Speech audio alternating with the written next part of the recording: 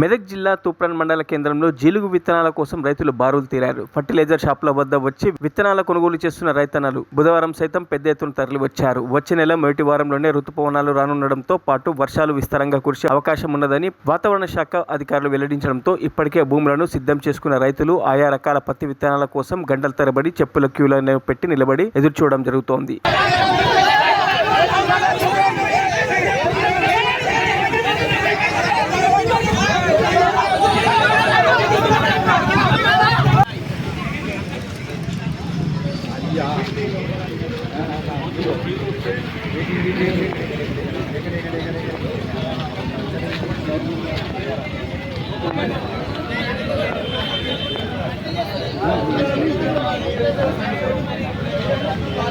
నాకేం తెలియదు, నిలబడితే తెలుస్తుంది. మరి దులిపియాలి చేయాలి మరి అన్ని నాకే తెలుసు.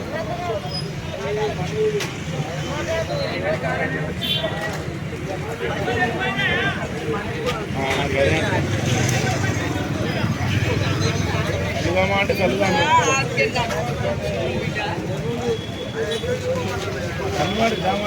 మరిన్ని అప్డేట్స్ కోసం మా ఛానల్ని సబ్స్క్రైబ్ చేయండి.